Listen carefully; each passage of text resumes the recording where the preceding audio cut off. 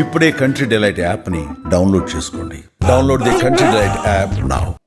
కానీ మీరు ఫోన్ లో ఒక మాట మాట్లాడారు కదా, ఏంటది? ఇప్పుడు పెళ్లికి ముందు నువ్వు ఎలా తిరిగినా ఏం చేసినా ఓకేరా, పెళ్లి తర్వాత మటుకు చాలా మర్యాదగా పద్ధతిగా మలుచుకో అని ఏ తండ్రి అయినా చెప్తాడు.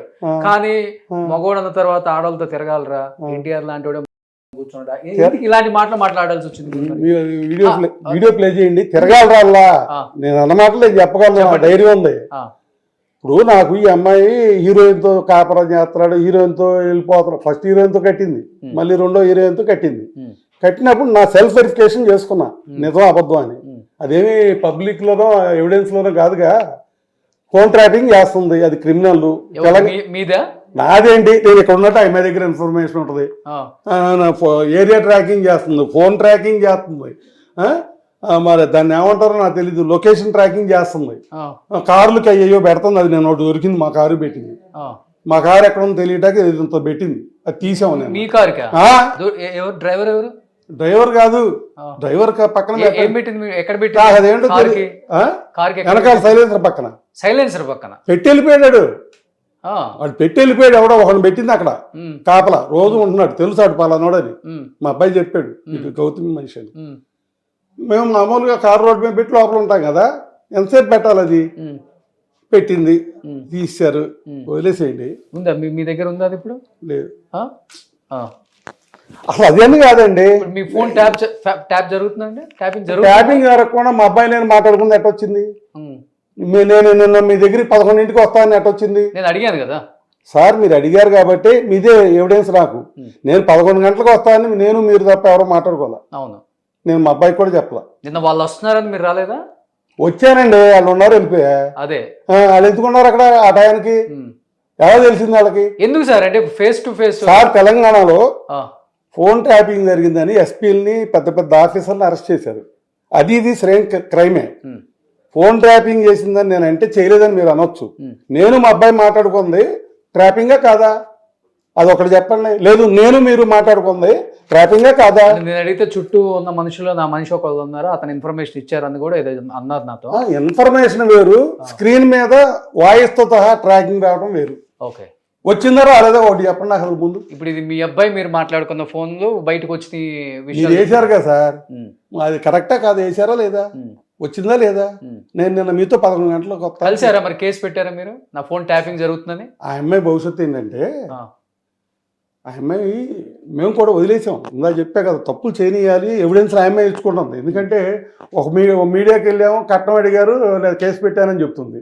ఒక మీడియాలోనేమో నన్ను కట్నం అడగలేదు, డెవలప్మెంట్కి అడిగాడని చెప్తుంది, మా నాన్నస్థానం డెవలప్మెంట్కి అడిగాడని చెప్తుంది. ఒక దాంట్లోనేమో వాడు పేదోడు, ఏమీ లేనివాడు, 5 ఏళ్ళు పోషిస్తాకు నేనే పోషించాను, వాళ్ళకి బియ్యం పైకత్తులు నేనే పంపించాను మా మామగారికి అత్తగారికి అని చెప్తుంది. ఒక దాంట్లోనేమో బాత్రూమ్ లేదు, రేకుల షెడ్ అని చెప్తుంది. మళ్ళీ వెంటనే ఇంకోసారి వెళ్ళి గోడల్లో డబ్బులు ఉంటాయి, పగలు కొడితే లారీల్లో డబ్బులు వస్తాయి, నేను ఇప్పుడు మాట్లాడినాక కసమని కారులో వేసిపోతారు, డబ్బులు కట్టలని చెప్తుంది. ఓ దాంట్లో ఇంకోటి చెప్తుంది. ఓ దాంట్లో అంటే నువ్వే నీ అంతటి నువ్వే కమిట్ అయిపోతున్నావు తప్పులు. మాకు అది కావాలి, మా దగ్గర ఎవిడెన్సులు లేవు. నువ్వు క్రిమినల్గా లాయర్ చదివో, నీ క్రిమినల్ లా తెలుసు, క్రిమినల్గా బెడ్రూముల్లో కెమెరాలు పెట్టో, లేకపోతే 2-3 ఏళ్ళ నుంచి ఆ రికార్డింగ్లు చేసో, బెడ్రూమ్లో ఆ రికార్డింగ్లు చేసో, లేకపోతే ఎక్కడన్నా లిఫ్ట్ దగ్గర ఒక అమ్మాయి కనపడితే ఫోటోలు తీసు, అయ్యో ఓడరికి ఏదో చేసుకున్నావు, ఉపయోగం లేదు వాటి వల్ల. 4 తీసుకోవటా పని చేయవు. కానీ ఇలా మాట్లాడడానికి కావాలన్నప్పుడు మా దగ్గర వీడియోలు కూడా ఉన్నాయి, బెడ్రూమ్ లో నేను చిన్న కెమెరా పెట్టుకున్నాను. ఆ అమ్మాయి దమ్ముంటే పెట్టమనండి, దమ్ముంటే పెట్టమనండి. రెచ్చగొడుతున్నారు కావాలని, నేను రెచ్చగొడుతున్నా, పెట్టమనండి. ఇప్పుడు పెట్టమనండి, ఫోన్ చేయండి, ఫోన్ చేయండి, పెట్టమనండి. బెడ్రూమ్ లేదు, చేయండి, ఎక్కడి నుంచి వద్దే చూద్దాం, మాట్లాడదాం. మీరు అసలు తనతో ఈ ఇష్యూ జరిగింది కానీ ఒక్కసారి ఫోన్లో మాట్లాడారా? ఏ ఇష్యూ? ఈ ఇష్యూ స్టార్ట్ అయిన దగ్గర నుంచి ఒక్కసారన్నా మాట్లాడటానికి ట్రై చేయటమో?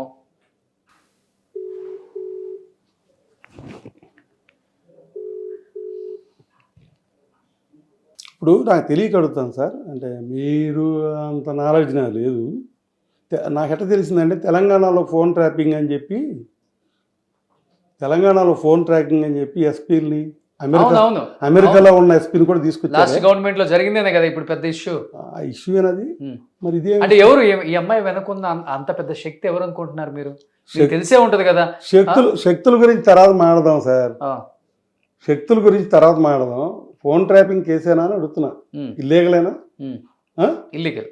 ఓకే, అది చేసింది కదా, చేసిందా చేయలేదా? కరెక్ట్ చెప్పేది. నాది లేదు సార్. మీరు టీవీలో వేసి నా తెలియదు అంటారు. నేను మీ టీవీలో టెలికాస్ట్ చేశారు.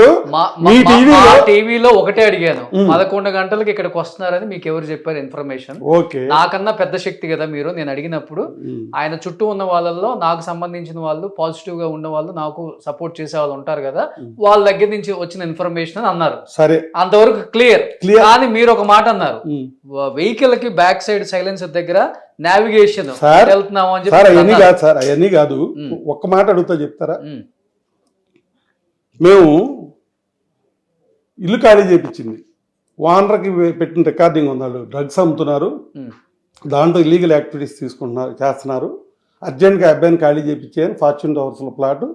ఆయన ఓనర్కి కంప్లైంట్ ఇచ్చి ఓనర్ని బెదిరించిన రికార్డింగ్ నా దగ్గర ఉంది. ఓకే, సరే, అతను ఖాళీ చేయించాడు, ఖాళీ చేసాం. మా అమ్మాయి ఎక్కడో అదే రెయిన్బో వెనకాల ఎక్కడో ఉంటుంది. ఆ అమ్మాయి ఓనర్కి ఫోన్ చేసి, ఆ అమ్మాయి వ్యభిచారం చేస్తుంది, మగవాళ్ళు వస్తారు, మగవాళ్ళతో వ్యభిచారం చేస్తుంది, డ్రగ్స్ అమ్ముద్ది, డ్రగ్స్ తీసుకుంటుంది అని చెప్పి ఓనర్ని బెదిరిస్తే, ఓనర్ నా దగ్గర నేనున్నా అప్పుడు వచ్చాడు ఓనర్ గారు. లక్కీగా ఏంటంటే ఓనర్ గారి కూడా మా ఊరే, నా తెలియదు ఆ సంగతి. సార్ మీరే అన్నాడు. అవునన్నా. అదేంటండి మీ మీద అట్ట చెప్పింది ఏంటి ఆ అమ్మాయి? ఒట్టి కింద దార్చే వాళ్ళ కింద, వ్యభిచారాలు చేయించే కింద, డ్రగ్స్ అమ్మే వాళ్ళ కింద ఎట్ట చెప్పింది ఏంటండి? మిమ్మల్ని ఖాళీ చేయమంది, అందుకని వచ్చారు మీ దగ్గరికి అన్నాడు. సార్, మన ఏరియాలో అందరికి మీకు చెప్పక్కర్లేదు. ఇప్పుడు మీరు ఇక్కడ హైదరాబాద్లో ఉంటున్నారు, ఫోన్ చేసి మన ఊరు ఆయన పెదపాటు, ఫోన్ చేసి మాది పెదపాటు మండలం, ఫోన్ చేసి అడగండి సార్ అన్న. వద్దు సార్, అన్నమంతా పిసకక్కర్లేదు, నాకు అర్థమైపోయింది. ఆ అమ్మాయి మిమ్మల్ని ఇది చేస్తుంది, హెరాస్ చేస్తుంది, ఆడవాళ్ళు ఇట్టగా ఉండాలి అని నిలిపోయింది. అంటే ఆయిల్ కూడా ఖాళీ చేయించి రోడ్డు మీద పడేద్దామని మమ్మల్ని. అది మంచి థీమా. పోటాట ఉందో, డిస్ప్యూట్ ఉందో మాట్లాడుకుందాం. ఈ క్రిమినల్ యాక్షన్స్ ఏంటంటున్నా, ఇళ్లలోంచి ఖాళీ చేసి రోడ్ల మీద పెట్టేయటం. ఆ ఇంట్లో చూడండి అన్న, ఆయన్ని వచ్చాడు, మాకన్నా నీట్గా మెయింటైన్ చేస్తున్నారు అన్నాడు. పూజ గది చూశాడు. ఏంటమ్మా ఇదంతా ఒక గదంతా పూజ, దేవుళ్ళు పెట్టేసావు అన్నాడు. నాకు ఏరే పనే ఉందండి, దేవుడు పోయిన నెలల్లో వ్రతాలు చేసుకున్నాను, పూజ చేసుకున్నాను. ఆ అమ్మాయికి 50,000 ఇచ్చా 2 నెలల క్రితం. అమ్మ డబ్బులు కావాలంటే ఉన్నాయి డాడీ అని. వీళ్ళకి 50 లక్షలు ఇస్తే నేను ఎలాగరకుండవు. వీళ్ళిద్దరికి 3 పిల్లలకి 50 లక్షలు ఇస్తే నేను ఎలాగరకుండవు వీళ్ళ దగ్గర. వీళ్ళకి నెలకి 50 లక్షలు ఇస్తున్నారు ఇప్పుడు. అంటే సార్, ఇవన్నీ కాదు, మీరే ఉన్నారు, మీరు ఉద్యోగం చేస్తున్నారు, మీకు 1 లక్ష రూపాయలు జీతం వచ్చింది. ఈ 1 లక్ష రూపాయలు ఎవరికి ఇస్తారు చెప్పండి? సేవింగ్స్ ఉంచుకుంటాం, ఖర్చులు అదే ఎవరి దగ్గర సేవ్ చేస్తారు, ఎవరికి ఇస్తారు? పిల్లలకే కదా ఎవరైనా ఇచ్చేది, ఫ్యామిలీ పిల్లలకి. అంతేనా? అంతే. మరి ట్రూతేనా అది? మరి నన్ను అడిగే ప్రశ్నకి అదే ఆన్సర్. నేనెవరికను, నాకెవరున్నారు? పోనీ ఇంకోటి కూడా అనొచ్చు, నేను వెళ్ళిపోయాక గౌతమి ఈయన ఎవరెవరికో పెట్టుకుని ఉంటాడు, ఈయన పెద్ద ఎదవా, ఎవరికి పెట్టాడు అంటే అక్కడ బ్యాంక్ ట్రాన్స్ఫర్లు ఉన్నాయి, అకౌంట్ బ్యాలెన్స్ షీట్ తెమ్మంటే తెస్తా, అలా పంపినట్టు. కరోనాలో ఆమె కాపురం చేసింది 4 ఏళ్ళు. 2019లో పెళ్ళి అయింది. 20, 21, 22, 23 దాకా బాగానే ఉన్నారు. 4 సంవత్సరాలు బాగున్నారు. ఓకే. 4 ఏళ్లలో కరోనా ఎన్నేళ్ళు ఉంది? 3 ఇయర్స్ ఉంది ఆల్మోస్ట్. ఓకేనా? ఫస్ట్ ఇయర్ ఏంటి? Break even. హోటల్ పెట్టావు, వ్యాపారం పెట్టావు, లేదా స్టూడియో పెట్టావు. దీని మీద ఏదైనా రిటర్న్స్ రావాలన్నా, దీని బ్రేక్ ఇన్ రావాలన్నా, దాని ఖర్చులు రావాలన్నా, పెట్టుబడి రావాలన్నా టైం పడుతుంది. 1 ఇయర్లో రాదు అంటే ఫస్ట్ ఇయర్ దాని కింద లెక్కేద్దాం. 3 ఇయర్స్ కరోనా. ఒప్పుకుంటారా? కరోనాలో హోటల్స్ లేవు. అవును. మరి ఏంటి, అమ్మాయిలు 100 కోట్లు వచ్చినాయి, 20 కోట్లు వచ్చినాయి, 100 కోట్లు వచ్చినాయి అని చెప్పుద్ది. మీ కళ్ళ తిరిగి ఎవిడెన్స్ కరోనాలో హోటల్స్ ఏవి నడవలేదు. ఓకే, 3 ఏళ్ళు పోయింది. What is about the earnings? What is about the loss? Who gave the rents? నువ్వు 3 ఏళ్ళు నువ్వు క్లోజ్ చేస్తే అద్దులు ఎవరు కట్టారు? నీకు ఆదాయం రాలేదు కదా, ఎక్కడి నుంచి వచ్చినాయి డబ్బులు? నేను పంపా. 3 ఏళ్ళు వ్యాపారం లేదు, ఖర్చులకు కావాలి వీళ్ళకి, లగ్జరీ మెయింటెనెన్స్. ఇద్దరు ఖర్చు పెడతారు ఎక్కువ? మామూలు అంటే ఇద్దరు ఖర్చు పెడతారా అంటే ఇక్కడ ఏంటంటే, ఒక నిజం చెప్పాలంటే, మా వాడు నా దగ్గర పెరిగినప్పుడు ఆ ఖర్చు లేదు, ఆ అమ్మాయి వాళ్ళ నాన్న దగ్గర పెట్టినప్పుడు ఆ ఖర్చు లేదు. ఎవరి ఐడియాలు ఏంటి అని చెప్పా కదా, ఈ అమ్మాయి లగ్జరీ లైఫ్ కోరుకుంటుంది. ఓకే. ఇంట్లో 10 మంది పనివాళ్ళు కావాలి, పెద్ద ఇల్లు కావాలి, 2 లక్షలు అద్దె, అట్లాంటి ఒక ఆఫీసు ఒక ఇల్లు అంటే 3-4 లక్షలు అక్కడ పోయింది. కార్ ఇన్స్టాల్మెంట్ ఒక్క కారుకే 3-4 లక్షలు, తక్కిన కార్లకి మరో 1 లక్ష ఉందో ఎంత ఉందో, సుమారుగా 4 లక్షలు 5 లక్షలు కార్లు ఇన్స్టాల్మెంట్లు, ఒక 4-5 లక్షలు ఇది పనివాళ్ళు, maintenance, food regular from hotel, వీడికేమో జిమ్ము, ఈ ఇంట్లో అన్నం వండుకుని తినడం కూడా లేదు. ఫర్దర్గా వంట అమ్మాయిని పెట్టారు. ఏం పెట్టినా ఆ వంట అమ్మాయి ఫుడ్ తినే స్టేజ్ మనుషులు కాదు వీళ్ళు. అర్థమైంది మీకు? పోస్ట్ ఫుడ్ కావాలి, బాగా మంచి పోస్ట్ హోటల్స్లో ఫుడ్ కావాలి, 8,000 అలా ఎంజాయ్ చేస్తారండి. ఆ అమ్మాయి రీల్స్ చేసుకుంటుందో ఇంకోటి చేసుకుంటుందో, ఆమె పర్సనల్గా ఒక 5 లక్షలు వాడుకుంటుంది. వాళ్ళ డబ్బులే, నాయి కాదు, వాళ్ళ డబ్బులే. ఆమె ఒక 5 లక్షలు పర్సనల్గా వాడుకుంటుంది. హోటల్ మీద వచ్చాయి, హోటల్ మీద వచ్చినాయో ఇంకోటి వచ్చినాయో ఏనా కానీ ఏముంది, ఇంకేం లేదు కదా. సరే అదే అంటే హోటల్ మీద రానప్పుడు కూడా మరి ఎవరు ఇచ్చారు డబ్బులు అంటున్నా నేను. అప్పుడు మీరు ఇస్తే మీరు వాళ్ళ నాన్న మీరు హెల్ప్ సార్. వాళ్ళ నాన్నగారు కోట్లు గౌతమికి ఇచ్చారా అని అనుకున్నామే. మాట్లాడు మీరు కంటిన్యూ చేయండి. ఇది ఇప్పుడు 5 లక్షలు కారు ఇన్స్టాల్మెంట్లో ఒక 5 లక్షలు, మరి హౌస్ రెంట్లో ఒక 5 లక్షలు, మరి మెయింటెనెన్స్లు ఇవన్నీ ఏంటి సార్? ఇప్పుడు మీరున్నారు, ₹1,00,000 నాకు వస్తున్నాయి. ఈ ₹1,00,000 నా వైఫ్కి 30,000 ఇస్తే కిచెన్ ఖర్చులు అవుతాయి, నా పర్సనల్గా 10,000 అవుతాయి, ఇంకా 50,000 మిగులుతాయి కదా. ఈ 50,000కి సరిపడా చిన్న ప్లాట్ ఏమైనా ఇల్లు దొరికితే నెలకు 50,000 కట్టేటట్టుగా ఒక ఇన్స్టాల్మెంట్లో ఇల్లు తీసుకుందాం అని ప్లాన్ చేసుకుంటారు. ఫస్ట్ లైఫ్లో ఏ సన్నాసి అయినా అదే ప్లాన్ చేస్తారు. ఎందుకంటే ఫస్ట్ ఒక బేస్, హైదరాబాద్ రోటీ కపడా और మకాన్ అంటే అది 3 ఇంపార్టెంట్ లైఫ్కి మనిషికి. ఫస్ట్ ఇల్లు ప్రిపేర్ చేసుకుంటారు. మీరేం ప్లాన్ చేస్తారు? సరే నా ఎకనమీ ఒక 50,000 ఉంది కాబట్టి ఓ 40,000 50,000 ఇన్స్టాల్మెంట్లో చిన్న ప్లాట్ కొనుక్కుందామని ఏదో ప్లాన్ చేసుకుంటారు. నీకు డబ్బులు వస్తున్నాయని చెప్పావు, కోట్లు వస్తున్నాయని చెప్పావు, కరెక్టే కదా.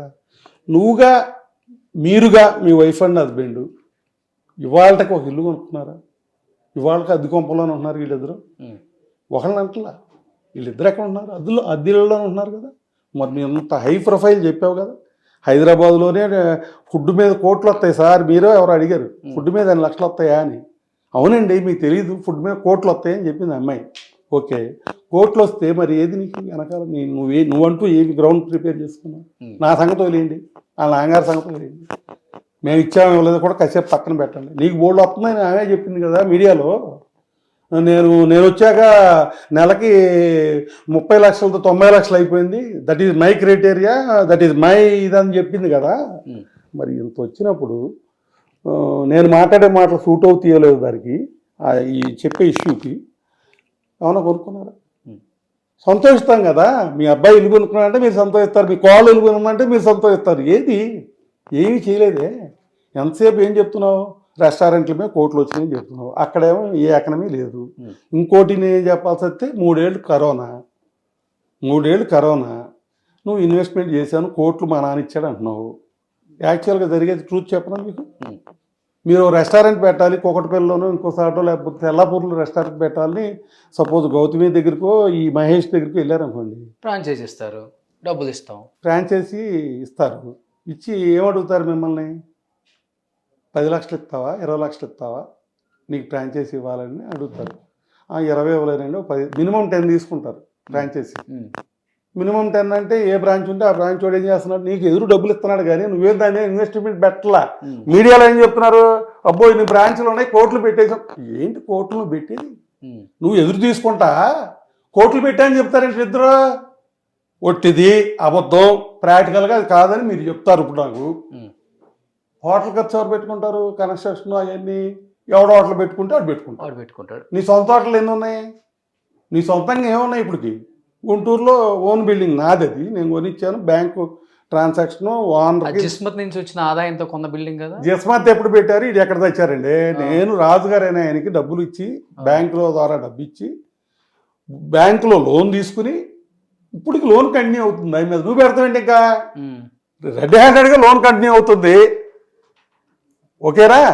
నేను రెడీ హ్యాండెడ్గా డబ్బు ఓనర్కి ఇచ్చా, మా ఇద్దరి పట్టమంటే రికార్డులు పట్టుకొస్తాను. నువ్వెవడో అసలు అక్కడ, ఈడెవడో ఆమె ఎవరు, వీళ్ళెవరండి సో వీళ్ళకి సంబంధం లేదా? అసలు వీళ్ళు ఎవరన్నా దాంట్లో బ్యాంక్ వెళ్దా, బ్యాంకులో వెళ్దా, ఇచ్చిన ట్రాన్సాక్షన్ వైట్ వెళ్దానది, నా అకౌంట్ కూడా వెళ్దేనా, నా అకౌంట్ నుంచి ఇచ్చిన డబ్బులు కూడా వెళ్ళేనా? పిచ్చి పిచ్చి వాడు ఎందుకండి? అది మా అబ్బాయి మాట్లాడే తప్పే, గౌతమి మాట్లాడే తప్పే. నాది ప్రూవ్ చేస్తా.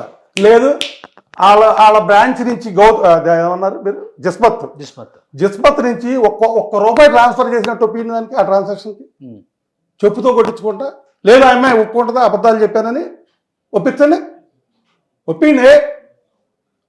నా డబ్బులతో నేను చేసుకుంటే వాళ్ళ పేర్లు చెప్పుకోడు, ఏడవలేక. నువ్వేమి ఏడిసావు, ఏం ఎకనమీ చేసావు? నేను ఇది ఫ్యామిలీని అన్నా శుభ, వాళ్ళ ఫ్యామిలీని అంటున్నా. ఏం చేసావు, ఏం కొన్నావు? ఏమీ లేదు.